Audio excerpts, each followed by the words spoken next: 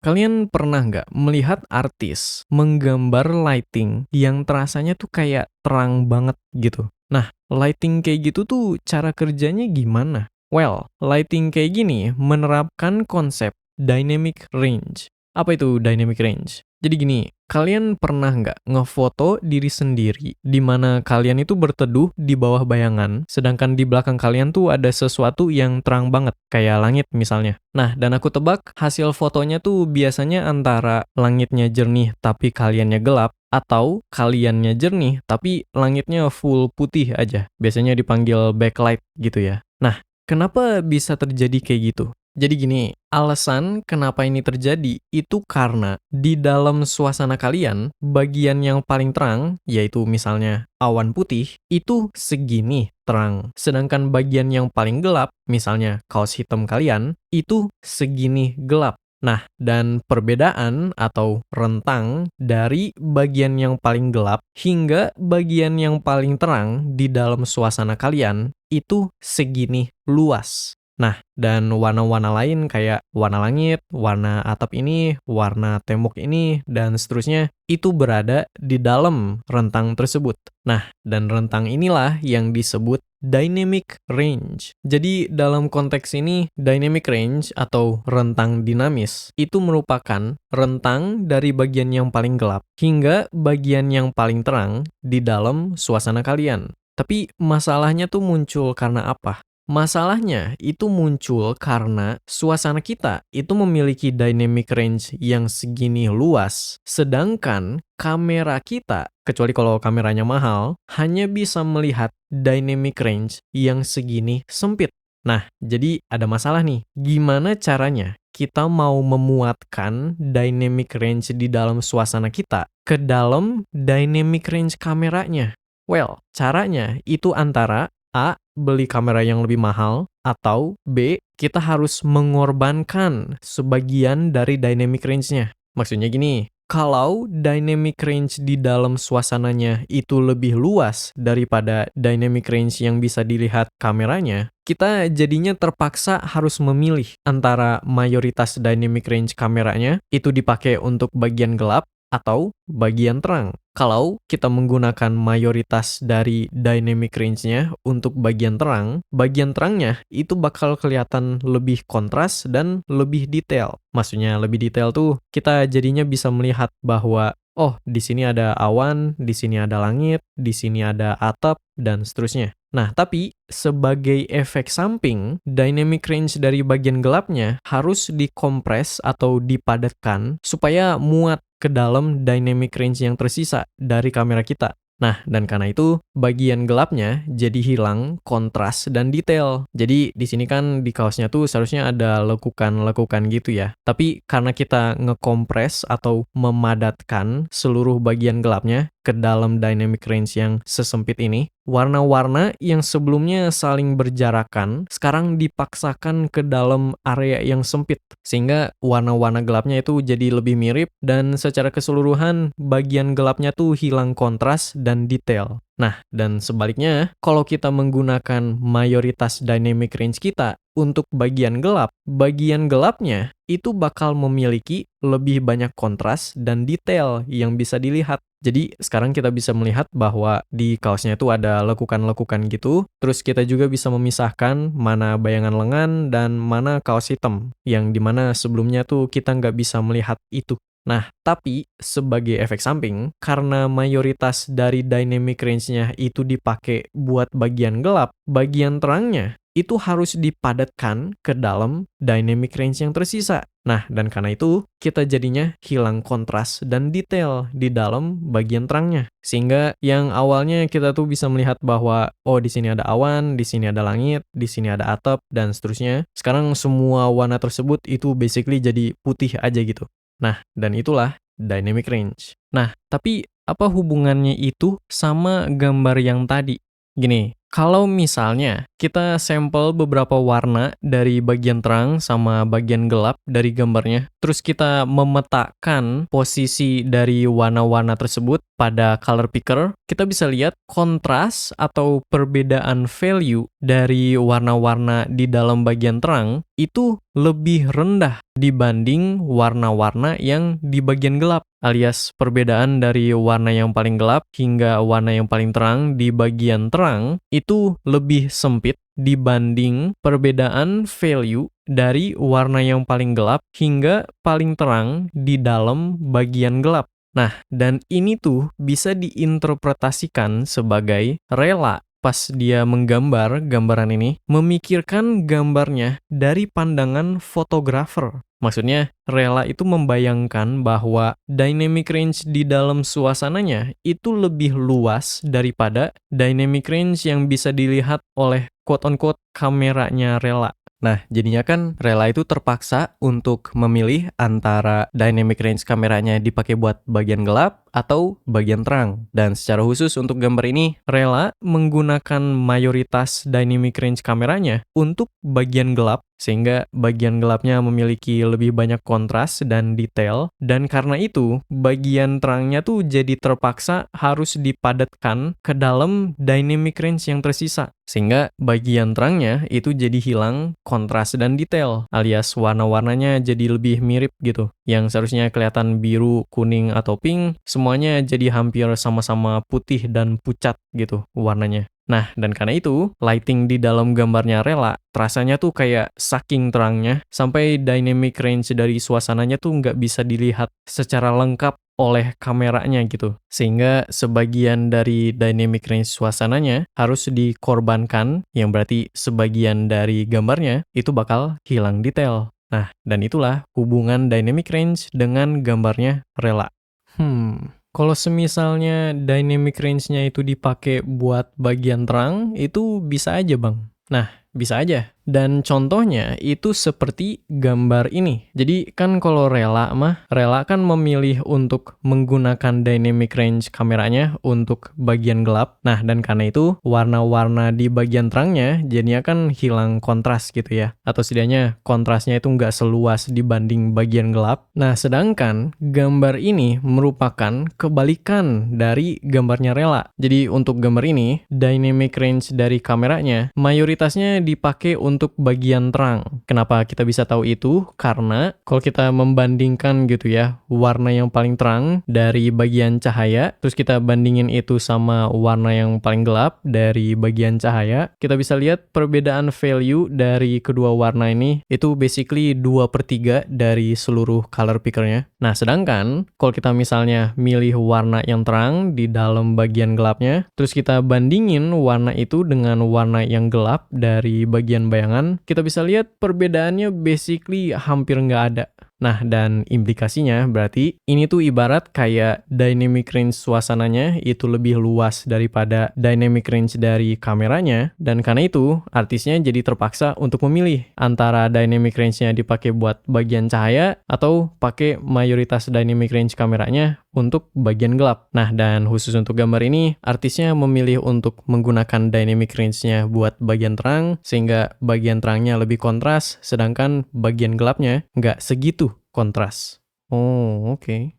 Tapi fungsinya dynamic range itu apa, Bang? Atau bahkan kapan perlu pakai dynamic range-nya untuk bagian gelap dan kapan perlu pakainya untuk bagian terang? Nah, untuk itu aku ada 2 jawaban. Untuk fungsinya sebenarnya ada 2 sih ya, bisa dibilang. Fungsi pertama itu kalau kamu pengen menciptakan efek di mana gambarnya itu terasa fotorealistis. Dalam maksud kayak lighting di dalam gambarnya itu mengikuti hukum kamera dan exposure. Dan untuk fungsi kedua itu lebih ke fungsi komposisi. Maksudnya, kenapa untuk gambar ini artisnya memilih untuk menggunakan dynamic range-nya untuk bagian terang, sehingga bagian terangnya lebih kontras? Menurutku salah satu alasannya itu karena karakternya itu berada di bagian cahaya dari gambarnya. Nah, dan kalau kita membuat bagian cahayanya itu lebih kontras, biasanya yang lebih kontras itu bakal lebih nonjol. Yang berarti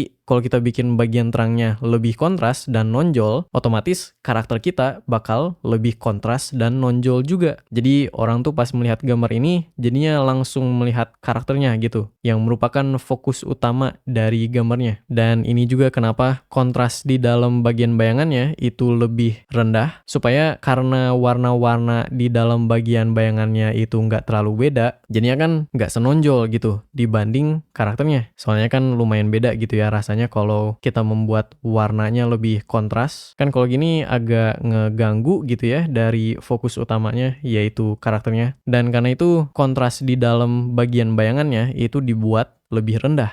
Oh, oke. Kalau cara menggambar efek dynamic range-nya itu gimana, Bang? Nah, untuk itu ada dua cara otomatis atau cara manual. Untuk cara otomatis sebenarnya ada berbagai macam cara sih ya, tapi untuk contoh ini aku jelasin aja salah satu caranya, yaitu dengan menggunakan alat kurva, yaitu ini. Nah, tapi bentar, cara kerjanya kurva gimana ya? Jadi gini, cara kerjanya itu lumayan simpel. Jadi kalau kita lihat di sini kan ada dua sumbu gitu ya dari kotak kurvanya. Ini kurvanya dan ini kotaknya. Nah, dari kiri ke kanan itu merupakan warna-warna di dalam gambar kamu. Secara khusus, di ujung kiri ada warna hitam, di ujung kanan itu ada warna putih, dan warna-warna lain itu berada di dalam rentang dari kedua warna tersebut. Secara khusus, warna-warna yang gelap itu berada di kiri, warna-warna yang terang itu berada di kanan, terus warna-warna yang di tengah-tengah ya berada di tengah-tengah. Nah, itu untuk dari kiri ke kanan. Kalau yang dari bawah ke atas itu merupakan segimana gelap atau terang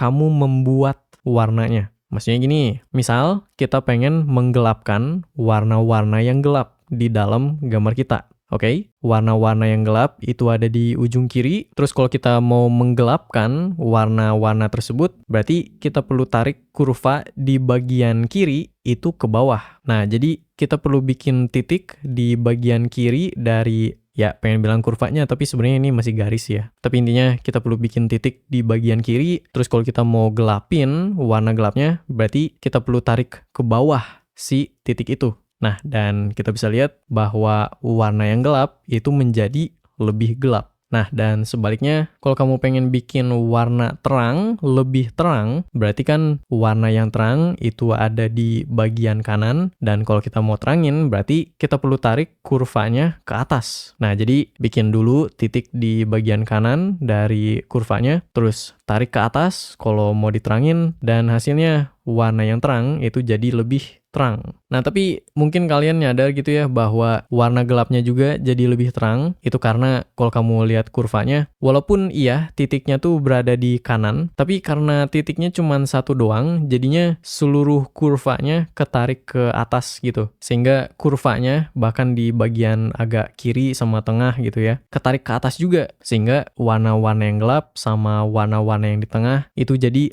lebih terang juga. Nah, kalau kamu nggak mau itu, berarti kamu perlu menurunkan bagian sini dari kurvanya, dan kamu bisa melakukan itu dengan sekadar menambah titik di bagian tersebut, terus tarik titiknya ke bawah, sampai bagian gelapnya itu balik ke garis yang lurus kayak tadi. Jadi kan sebelumnya ini bentuknya kayak garis gitu ya. Berarti kalau kamu pengen bagian gelap dan tengahnya untuk tidak berubah, kamu mesti menjaga bentuk garis tersebut di bagian gelap sama bagian tengahnya. Dan itu kenapa kita menarik titik di sini ke bawah. Dan hasilnya, kalau kamu lihat di kanan, yang jadi terang itu cuman bagian terangnya doang, warna-warna yang terang doang gitu. Nah, dan kalau kamu mau edit lagi warna-warna di dalam gambarnya, kamu bisa nambahin titik-titik yang lain untuk mencapai hasil yang kamu mau gitu. Nah, dan itulah cara kerjanya kurva. Nah, sekarang gimana caranya kita bisa menggunakan alat kurva itu untuk menerapkan efek dynamic range pada gambar ini misalnya?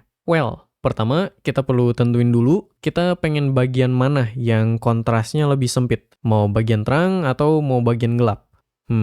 Kayaknya bagian terang aja deh bang. Bikin lightingnya terasa kayak terang banget gitu. Oke. Nah, sekarang aku pengen kamu untuk memikir. Maksudnya kan kita mau menerapkan gitu ya efek dynamic range pada bagian cahaya dari gambarnya. Yang berarti kita perlu bikin warna-warna di dalam bagian cahayanya itu lebih mirip secara value. Nah, yang berarti kita perlu nge-select bagian cahaya doang dari karakternya misalnya. Terus habis itu kita buka alat kurvanya. Nah, kira-kira kalau kita mau membuat value dari warna gelap dan warna terang di dalam bagian cahayanya itu lebih mirip, kira-kira kita perlu ngapain ke kurvanya? Eh, bikin warna terang lebih mirip warna gelap. Berarti kurvanya perlu dibikin horizontal, maksudnya kayak warna terangnya digelapin terus warna gelapnya diterangin gitu, biar mirip value-nya. Oke. Coba kita melakukan itu. Hasilnya malah jadi abu ya? Yap, kira-kira kenapa bisa jadi abu? Ya kita menggelapkan warna terangnya. Berarti yang sebelumnya terang itu jadi tengah-tengah. Terus kita menerangkan warna yang gelap. Berarti warna yang gelapnya jadi di tengah-tengah juga. Sehingga semua warnanya jadi abu gitu. Nah, oke, benar. Sekarang misalnya, kalau kita pengen warna-warnanya mirip secara value, tapi kita nggak mau hasilnya menjadi abu, kira-kira kita perlu ngapain? Mau hasilnya mirip, tapi nggak jadi abu. Gini, aku kasihin deh. Kan tujuan kita tuh untuk membuat cahayanya terasa saking terang sampai apapun yang kena cahaya itu jadi terang dan pucat gitu kan? Iya. Nah, yang berarti kita kan nggak bisa membuat warna terangnya lebih gelap. Karena kan kalau gitu nanti warna yang sebelumnya putih malah jadi abu kan. Nah, yang berarti kita perlu memiripkan warna-warnanya. Tapi kita nggak bisa menggelapkan warna yang terang. Berarti kalau warna terangnya nggak bisa digelapin, apa yang bisa kita lakukan untuk memiripkan warna-warnanya? Warna yang terang nggak bisa digelapin, tapi pengen miripin warnanya. Kalau yang terang nggak bisa digelapin, berarti warna yang gelap perlu diterangin. Nah, benar. Jadi, kalau kita pengen menerapkan efek dynamic range pada bagian cahayanya, alias kita bikin warna gelap dan warna terang di bagian cahayanya itu lebih mirip, kita bukan membuat warna terangnya lebih gelap, karena kan kurang masuk akal gitu ya kalau kena cahaya tapi malah jadi lebih gelap. Sehingga, kalau kita nggak bisa gelapin yang terang, kita perlu terangin yang gelap. Nah, dan dengan sekadar itu doang, udah lumayan kelihatan bahwa kita berhasil untuk menerapkan efek SSS-nya, maksudnya dynamic range-nya pada bagian yang terang. Oh, iya juga sih. Nah, dan sebaliknya, kita bisa melakukan hal yang sama untuk bagian bayangannya. Jadi, pertama kita select dulu warna bayangannya, kita buka kurva. Nah, sekali lagi, kalau kita pengen bikin warna-warna di dalam bagian gelapnya itu lebih mirip, apa yang perlu kita lakukan? Ya, kalau ngikutin logika yang tadi, kalau buat bagian gelap, berarti warna gelapnya nggak bisa diterangin. Berarti sisanya warna terangnya itu perlu digelapin. Nah, benar. Jadi, kalau kita pengen menyempitkan kontras dari bagian gelapnya, karena kita nggak bisa nerangin warna yang udah gelap, sisanya kita hanya bisa menggelapkan warna yang udah terang. Nah, dan kamu bisa mainin sih ya, ini kurvanya mau kayak gimana buat mainin si kontrasnya. Tapi ya, bisa dilihat sekarang kontras dari bagian gelapnya itu bisa dibilang lebih sempit gitu ya, dibanding bagian terangnya. Kalau di dalam bagian terang, warna yang paling terang itu segini, warna yang paling gelap itu segini, dan bisa dilihat di color picker kontrasnya lumayan jauh gitu ya. Sedangkan di bagian gelap, ini warna paling terang, ini warna paling gelap, dan kontrasnya lebih kecil dibanding bagian terang. Nah, begitu. Oh, oke. Simple juga sih.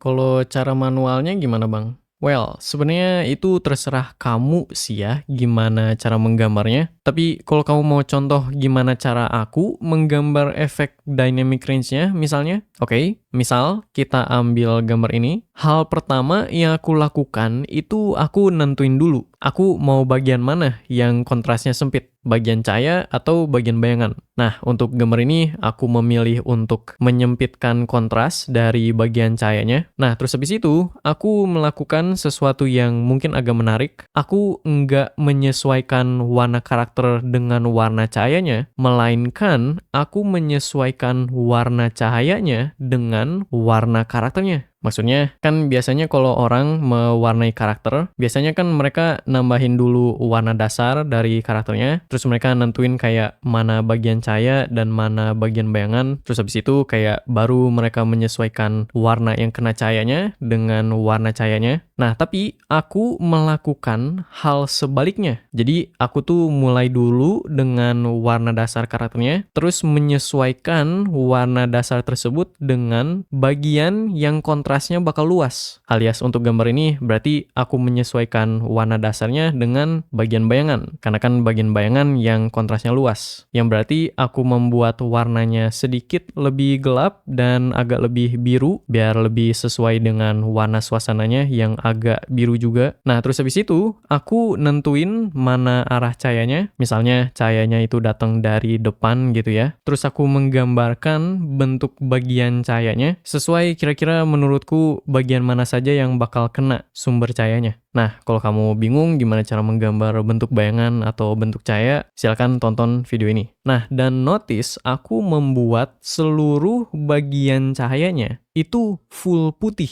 Kenapa aku melakukan itu? Karena selanjutnya aku menyesuaikan warna cahayanya dengan warna karakternya. Jadi misalnya di mukanya aku membuat warna putihnya sedikit lebih gelap dan merah biar terlihat kayak warna kulit karakternya. Atau misalnya di bagian biru dari pakaiannya aku membuat warna putihnya itu sedikit lebih biru, dan sama pula buat jepitan rambutnya dan juga rambutnya sendiri dan ya semua bagian yang kena cahaya. Nah, terus habis itu aku ngerender bagian cahaya sama bayangannya, dan maksud aku ngerender tuh untuk bagian-bagian yang melengkung kayak misalnya tangan ini, aku menambahkan halftone. Apa itu halftone? Jadi halftone itu basically warna yang muncul pada permukaan yang sebenarnya kena sumber cahaya, kayak misalnya bagian sini dari permukaan bolanya, tapi karena permukaannya itu agak menyerong dari arah cahayanya, jadinya tetap termasuk bagian cahaya dari bolanya, tapi warnanya tuh nggak seterang dibanding sebagian dari permukaan bolanya yang benar-benar menghadap lurus ke arah sumber cahayanya. Nah, dan kalau misalnya kita punya banyak bidang-bidang kecil, permukaan-permukaan kecil yang disusun kayak bola dan melengkung gini, kita bisa lihat semakin permukaan bolanya itu melengkung dan tidak menghadapi arah cahayanya, semakin permukaan bolanya menggelap. Sampai pada suatu saat permukaan bolanya itu tidak menghadapi arah cahayanya sama sekali dan akhirnya masuk ke dalam bagian bayangan dari bolanya. Nah, jadi kalau ngomong dalam konteks gambar ini, karena bagian sini dari tangannya itu melengkung, berarti kan ada sebagian yang lebih menghadapi arah cahayanya daripada bagian yang lain. Nah, dan karena itu, aku menambahkan warna yang sedikit lebih gelap biar kamu bisa melihat bahwa, oh iya, bentuknya tuh melengkung dan menjauh dari arah cahayanya, tapi aku membuat warnanya nggak terlalu gelap karena kan ini efek dynamic range ya, jadi kontrasnya tuh sempit. Tapi selain itu, ya sebenarnya permukaannya tuh nggak bertolak arah banget ya sama sumber cahayanya. Jadi karena itu aku membuat warnanya cuman sedikit lebih gelap. Dan sama pula buat bagian-bagian lain yang agak melengkung bentuknya, kayak misalnya di lehernya, aku nambah sedikit halftone di bagian sini dari lehernya, karena aku mikirnya, oh bentuk lehernya tuh kayak melengkung gini, berarti bagian sini lebih menghadapi arah cahaya daripada bagian sini. Dan karena itu aku nambah halftone di bagian sini. Dan sama pula di bagian sini dari hidungnya, bagian sini dari matanya, dan sama pula buat bagian sini dari rambutnya yang aku mikirnya agak melengkung dan bertolak arah dari arah cahayanya. Nah, setelah aku nambahin halftone, aku menambahkan efek lain, kayak misalnya ambient occlusion di pakaiannya, di bagian-bagian yang sempit gitu ya, sama cahaya pantulan, dan juga efek SSS untuk kulitnya. Kalau kamu barusan bingung apa yang aku maksud dari ambient occlusion, cahaya pantulan, dan SSS, silakan tonton kedua video ini. Dan terakhir aku ngewarnain line artnya sedikit, terus aku nambahin sedikit glow, biar terasanya kayak saking terangnya sampai bersinar gitu, bagian-bagian yang kena cahayanya. Dan